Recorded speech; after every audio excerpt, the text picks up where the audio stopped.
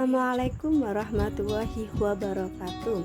Selamat pagi anak-anak hebat. Bagaimana kabar hari ini?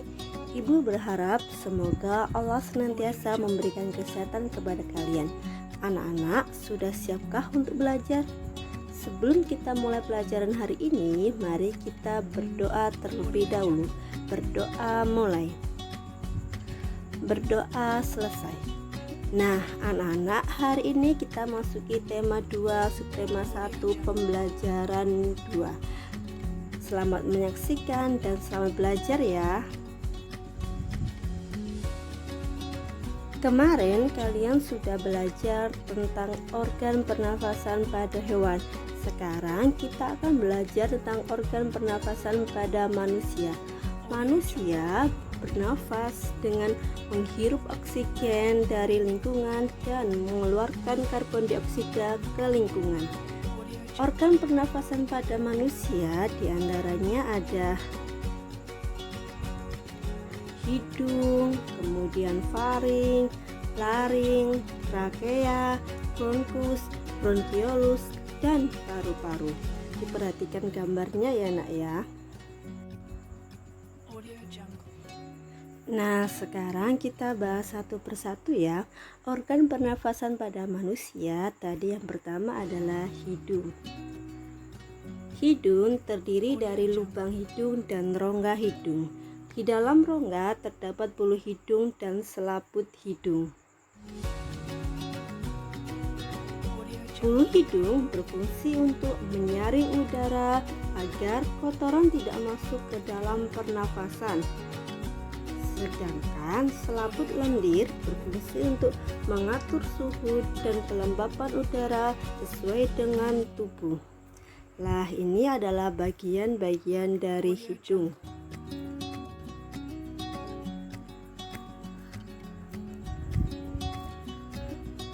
Setelah hidung, kita belajar tentang faring. Faring merupakan persimpangan antara saluran pernapasan pada bagian depan dan saluran pencernaan pada bagian belakang. Setelah faring, kita belajar pada laring. Laring atau tekak atau biasa kita sebut dengan jagung terdapat di bagian belakang faring. Laring terdiri atas 9 susunan tulang rawan berbentuk tulang rawan.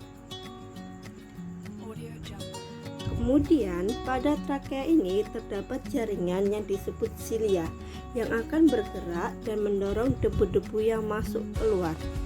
Nah, itulah letak faring, laring, dan trakea.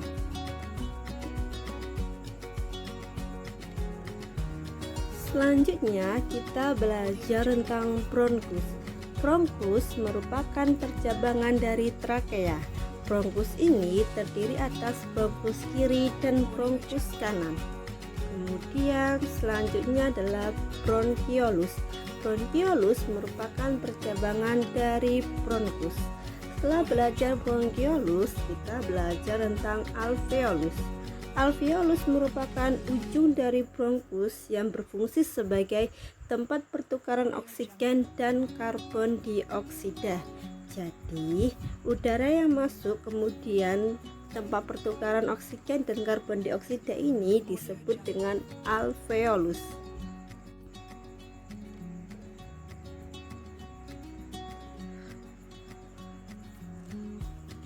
Proses pernafasan pada manusia terdiri dari inspirasi, yaitu proses menghirup udara, dan ekspirasi, yaitu proses mengembuskan udara.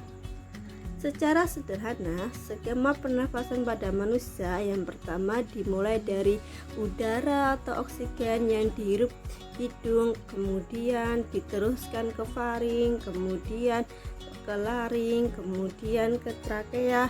Dari trakea selanjutnya diteruskan oleh bronkus, dari bronkus ini diteruskan oleh bronkiolus, dan terakhir yaitu ke alveolus. Ingat, alveolus ini dijadikan sebagai tempat pertukaran oksigen dan karbon dioksida.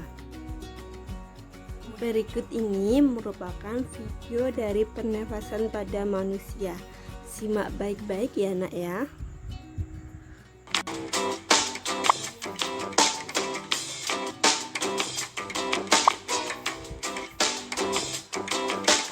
Hai, perkenalkan, namaku Alve. Apa kabar kalian semua? Hari ini aku akan menjelaskan proses pernafasan pada manusia loh. Disimak ya. Pernafasan pada manusia adalah proses masuknya gas oksigen ke dalam tubuh kita dan diproses di paru-paru. Kemudian dikeluarkannya gas karbon dioksida setelah proses di dalam paru-paru selesai. Atau secara sederhana, pernafasan pada manusia adalah kegiatan menghirup udara yang mengandung oksigen atau O2 dan mengeluarkan udara yang mengandung karbon dioksida atau CO2. Dalam proses pernafasan, kita memerlukan alat pernafasan. Alat-alat pernafasan ini bisa kita singkat dengan hiteru, hi, hidung, te, tenggorokan, ru, paru-paru, hi, hidung. Perjalanan udara memasuki paru-paru dimulai ketika udara melewati hidung. Di lubang hidung, udara disaring oleh rambut-rambut halus. T, tenggorokan. Setelah melalui rongga hidung, udara akan melewati tenggorokan sebelum menuju paru-paru. Di tenggorokan udara melewati 3 saluran, yaitu faring, laring, dan trakea.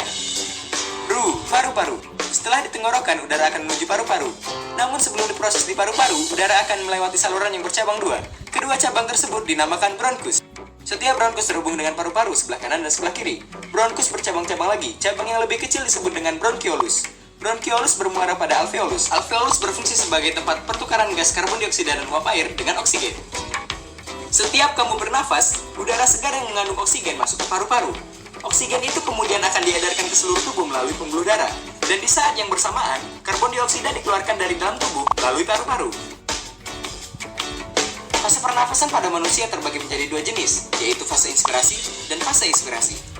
Fase inspirasi adalah proses ketika udara masuk ke dalam saluran pernafasan. Inspirasi terjadi saat kita menghirup udara. Fase ekspirasi adalah proses ketika udara keluar dari saluran pernafasan. Ekspirasi terjadi saat kita menghembuskan nafas atau mengeluarkan udara dari paru-paru kita. Pernafasan terbagi menjadi 2 jenis, yaitu pernafasan dada dan pernafasan perut. Pernafasan dada mempunyai proses seperti berikut ini. Inspirasi terjadi ketika otot antar tulang rusuk berkontraksi, tulang rusuk akan terangkat dan rongga dada membesar. Tekanan udara dalam rongga dada menurun, sehingga terjadi aliran udara dari lingkungan ke dalam saluran pernafasan.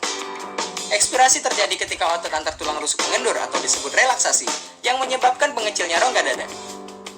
Pernafasan perut. Selama inspirasi, otot diafragma berkontraksi sehingga posisi permukaan diafragma menjadi mendatar. Akibatnya volume rongga dada dan paru-paru membesar.